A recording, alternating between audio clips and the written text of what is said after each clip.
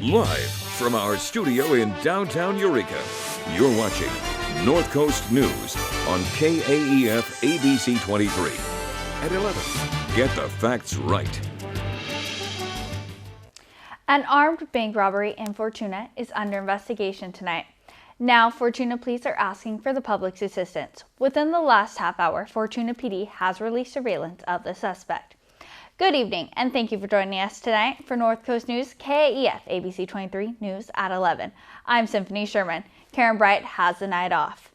Police say they responded to a bank on the 1000 block of Fortuna Boulevard to the report of an armed robbery a little after 5 p.m. today. Officers say a bank teller told them the suspect had a black handgun. He made off with an unknown amount of cash. Police describe him as a white or Native American male. About 5'10", the suspect was wearing a black baseball hat with an orange bill and a Giants logo, which you can see in these images. He was wearing a dark-colored sweatshirt. Anyone with information is asked to call the Fortuna Police Department. And the language in Proposition 64, the ballot measure to legalize recreational marijuana, has been edited ahead of elections in November. A Sacramento County Superior Court judge heard arguments in court from both sides of Prop 64. The judge allowed opponents to argue that the ballot measure could lead to televised marijuana advertisements targeting kids. However, such ads are a possibility, not a certainty.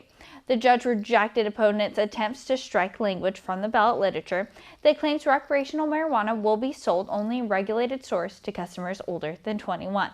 California voters will see Prop 64 on the ballot November 8th. Marijuana use has made its way into the mainstream over the past few years. A new Gallup poll says the number of adult American pot smokers has nearly doubled in the last 3 years. Local cannabis advocates says it's a clear indication of the direction the nation is going. North Coast News KAEF ABC 23's Luis Ramirez has more. On August 8th, Gallup, an American research-based consulting firm, released a poll regarding marijuana use. According to the telephone survey of 1,000 people between 2013 and 2016, the amount of adult marijuana users has nearly doubled from 7% to 13%. The new information comes before 5 states will head to the polls in November to vote on legalizing recreational marijuana. Danny Burkhardt from the Humboldt County Cannabis Chamber of Commerce says the poll shows the shift in how marijuana use is perceived. The tolerance will be it's an interesting switch in tolerance that we're seeing. And people who live in Humboldt County, an area known for its marijuana culture, say it's becoming more accepted. It's apparent through the states that have already legalized it, like neighboring Oregon and Washington states. The stigma is very much going away, especially with the tax revenue that these states are bringing in, Washington and Colorado.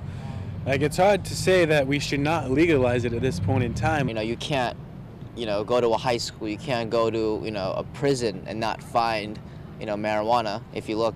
So that just tells us that the marijuana culture is kind of coming out of the light more so now than ever. The Gallup poll also points out the increase in people who have tried marijuana. Since the 1970s, there has been a 30% increase in people who say they have tried it. Are you at all surprised with the numbers that are coming out? Not at all. I think it's more of a reflection of the truth and people being less afraid to speak that truth. Reporting in Humboldt County, Luis Ramirez, North Coast News, KAEF, ABC 23. A shooting in Willow Creek is under investigation. Humboldt County deputies say it started as a report of an armed robbery shortly after noon off of Sabretooth Road in Willow Creek. Deputies say 2 or 3 male suspects stole the victim's yellow pickup truck. Turns out the victim had been shot and was flown out of the area. If you have information, call the sheriff's office. The wildfire that is burning along Highway 101 near Stafford is at least 15% contained tonight. CAL FIRE says it's burned over 23 acres. The fire started yesterday afternoon and quickly spread. One lane of the highway was closed for a period of time while crews worked to keep it from spreading. The cause remains under investigation. Today, officials are preparing to fight future vegetation fires with a little help. Super scoopers are at the Van Nuys Airport right now, ready to be deployed. Leo Stallworth has more on what these machines can do. The Super Scooper has been the most powerful firefighting weapon for the LA County Fire Department for more than 20 years. With fire after fire cutting a destructive and tragic path through the county this year, officials say they need the massive water-dropping aircraft more than ever. The Super Scooper costs approximately $37 to $38 million, and we have a 5-year contract with Quebec. It's approximately $5 million a year. And the Board of Supervisors a month ago has directed the Chief Executive Officer and our Chief Darrell Osby to study how we can enhance our air support system. Should we acquire the Super Scooper, or should we continue to lease the Super Scooper? Southern California's drought-extended fire season has taxed weary firefighters battling blaze after blaze. County officials say even though they are contracting with Quebec, leasing the 2 Super Scoopers, County Fire's own fleet of water-dropping fixed wing and choppers will still be in force. I'm pleased to welcome back the Super Scoopers this year and also our Erickson Heller tanker. The Los Angeles County Fire Department has a dedicated air fleet that we operate each and every day for our normal fire routines and our normal fire responsibilities.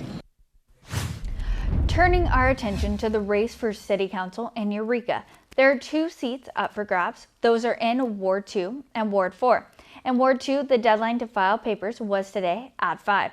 Once the deadline came, 2 people who qualified dropped out. That was Chet Albin and Matthew Owen. Only Heidi Messner is left. Here's what you have to do to run for council. You have to file a series of papers. You also have to get 20 signatures from people who live in the ward you are running for. Ward 2 serves the eastern part of Eureka, and Heidi Messner is now the sole name on the ballot. We staff are here to assist them in the paperwork that they need to file. We will explain all of the different nuances that are part of the process, and we would encourage everyone that is interested in serving their city to be sure and reach out to the city clerk's office, and we will ensure that they have the paperwork necessary to do that. That information is if you live in the area of Ward 4, the southern part of Eureka, because you still have time to file your papers. That deadline is on August 17th by 5 p.m. The Boys and Girls Club of the Redwoods is working to make sure every child has a snazzy new wardrobe to kick off the new school year. It's with their annual back-to-school shopping program, Child Spree. It's been going strong for 15 years. Kids in need are given a $100 gift card to shop at Kohl's, and it's community members who take them shopping. Well, all the children that we're targeting are ones who otherwise would not have the opportunity for new school clothing. And as you know, especially if you're going to a school where you don't have uniforms, how you look, unfortunately, is a big deal. Usually the program serves 400 kids, but because of a shortage in funds, so far there's only enough money to take 40 kids shopping. The goal is to help 120 kids this year, but the Boys and Girls Club needs to raise $8,000 more to hit this goal, which means they need your help. We'll link you to information on how you can help in our news app. The Bear River Band of the Ronaville Rancheria continues to expand. Today, they had yet another grand opening, this time for their brand new concert venue. The Recreation Center took just over a year to build, but tonight, North Coast News KAEF ABC 23's Taylor Torgano was able to see the final project. She has more tonight. Beer and country music. That pretty much explains today's grand opening at the Bear River Rancheria. The brand new venue will be home to many events in the future, starting today with country artists Levin Theft, McKenna Faith, and the Sins Country. It's beautiful inside. I mean, it's beautiful, place to sit and listen. It's big, but it's intimate, and they've got the #1 rated sound system, in Northern California.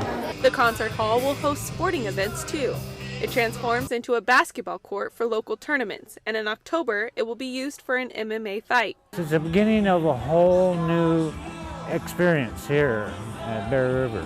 Yeah, and we are so excited to bring it to Northern California. Bernard said he saw the need to unite his tribe with the surrounding community, and the Recreation Center will do just that. Help the tribe integrate into the social makeup of where we are today. And I want the social community to be able to relate to the cultural side of the Bear River. And it seems to be working already. I think it's amazing. It's almost bringing kind of the city life into the country, and because all the amenities and stuff like that they have in the city that we don't really get, it's kind of nice to have it. Even though you're out on your property, you can still come and enjoy and have something that's really close.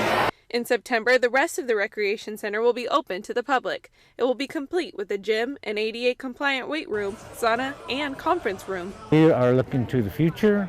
We want to be progressive. We want to engage the community to enjoy life. Reporting in Lolita, Taylor Torregano, North Coast News, KAEF, ABC 23. The Recreation Center will also offer fitness classes, and soon people will even be able to rent it out for weddings. And while elephants have retired from the ring, you won't see any other four-legged animals at a circus that's happening in the friendly city of Fortuna. The Flynn Creek Circus, which hails from Mendocino County, is an all-human circus. They pride themselves on their range of acts that include trapeze artists, world-class jugglers, as well as acrobats. This is the first time they have set up tent in Fortuna. They hope to give everyone in attendance a great show. Humboldt is very much like Mendocino, and so the creative mix with the working class people. There's a lot of artistic and hardworking people, and I think that that's what our show appeals to. The circus is slated to have daily shows through Sunday. And Walmart is now selling frozen deep-fried Twinkies. The retail giant started selling the Hostess products yesterday at some of its stores. A spokesperson says a nationwide rollout will happen on August 16th. The deep-fried Twinkies come in two flavors, original golden and chocolate. A Department of Homeland Security cyber response team is on alert. Coming up on North Coast News, KAEF, ABC 23, the real cyber attacks in Ukraine and the possibilities they mean for power grids here in the United States. And a trout used by livestock, dogs, and other animals may have been purposely poisoned. We'll tell you more about the sickening discovery in the Bay Area. Plus, fog has created cool weather on the coast. It's expected to stick around through the morning. Chief Meteorologist Mike Kruger will have your weekend forecast after the break.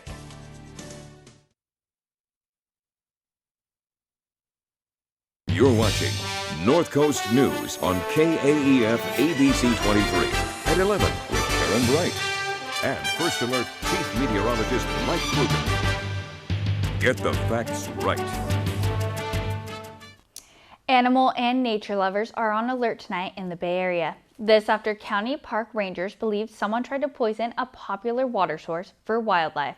They think the suspicious material was discovered before any animals ingested it. Lisa Amin Gulizian has more. A park maintenance worker found these 3 white bars floating and dissolving in the water trough off the Coral Mine Trail. There was a strong chemical odor coming from the water, which is leading park officials to think it may have been rat poison. The suspicious substance is now being tested. We cleared it out, made all the water clear and everything so that when cattle come through and dogs and everything, it's all clear for them to drink out of. The trough is used by dogs, birds, cattle, just about any animal in the area. Now sheriff's deputies and park rangers will have extra patrols out. Flyers will be posted on all bulletin boards, warning park users to be on alert near water sources just in case. Goes, swims in water and drinks in anything that's coming, and so he'd probably get sick. I'd have no idea what was going on with him. Others find the discovery of the suspicious tablets infuriating. We come out here to enjoy the nature and to get him some exercise, and the fact that someone would do something like that is just, it's kind of disgusting. It's worrisome in many ways, just having such people around, first of all, but of course for the animals here. There's so many wonderful wild animals here. Investigators have no leads.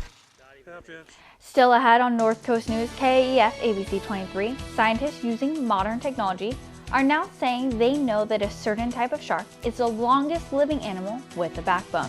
We'll explain further straight ahead. But first, it's a frightening thought. Cyber attacks that can target major infrastructure, like power grids. And the truth is, it's not just unwarranted worry. Details after the break.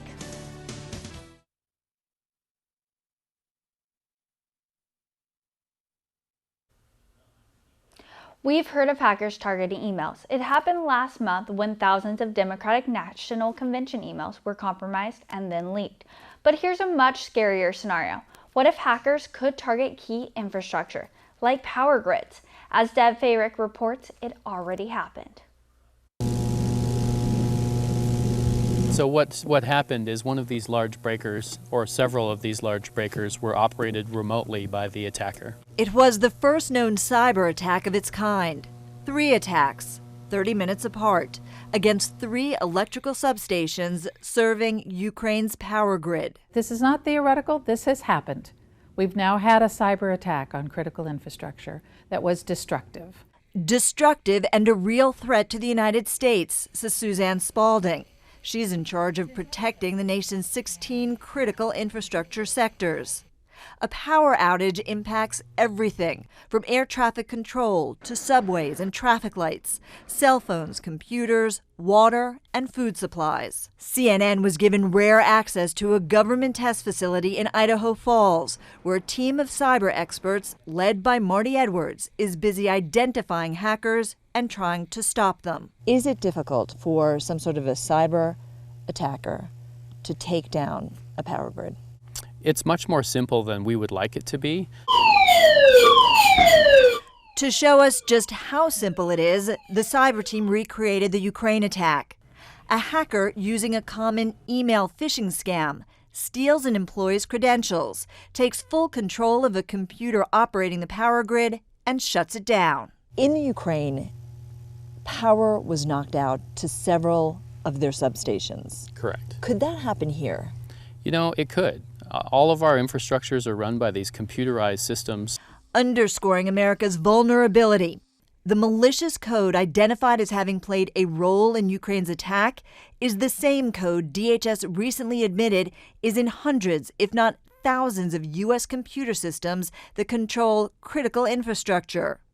The code, known as Black Energy, has been linked to Russia. There are companies across the country, and this is not just with respect to electricity companies, that don't fully appreciate the nature of the threat. 75 to 80% of the nation's critical infrastructure is owned and operated by private sector companies. Despite many warnings, DHS says some companies have failed to take even basic cybersecurity measures. Ultimately comes down to a business decision for the company. A business decision that could allow attackers not only to turn off the lights, but destroy the machinery as well. I'm standing on the actual testing site of the Aurora generator. It was the first test of its kind to prove that a cyber attacker could gain control of a generator and cause it to self-destruct. If an attack were to happen on a generator, how long would it take a plant to get back online? Oh, wow. Some of those generators and some of this large electrical equipment literally takes years to manufacture. That was Deb Fayrick reporting. So far, the Department of Homeland Security has trained about 11,000 in the government private sector on how to better secure their systems. Coming up on North Coast News, KAEF ABC 23, a robot named Pepper is the star of a high-tech company in the Bay Area. We'll introduce her to you after the break.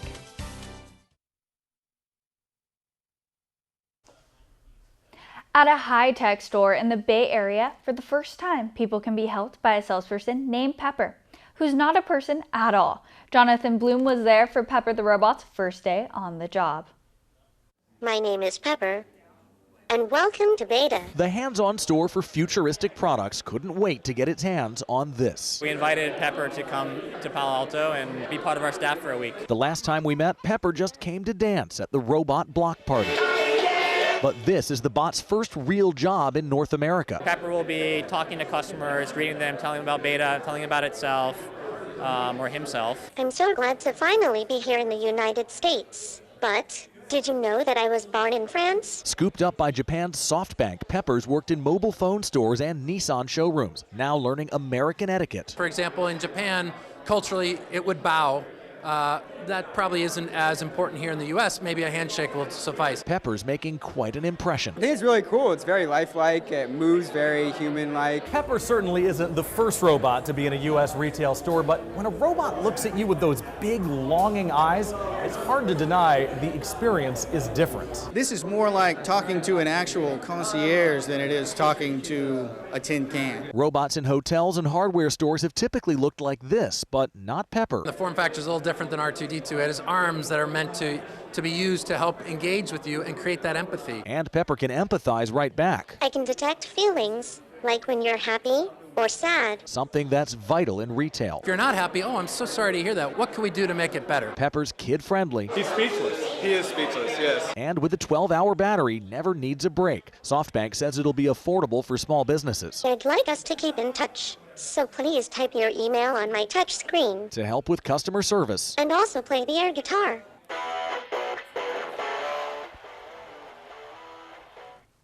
Turning now from modern technology to some of the Earth's oldest animals. Scientists are now saying that Greenland sharks are Earth's oldest living animals with backbones. They estimate that one gray shark was born in the Arctic roughly 400 years ago and died within the last 2 years. Using a dating technique, an international team of biologists estimated the age of 28 dead female Greenland sharks. 8 of them were at least 200 years old. Until now, the record holder was a bowhead whale that lived to a ripe old age of 211. This study was published yesterday in the Journal of Science. Stay with us, we'll be right back.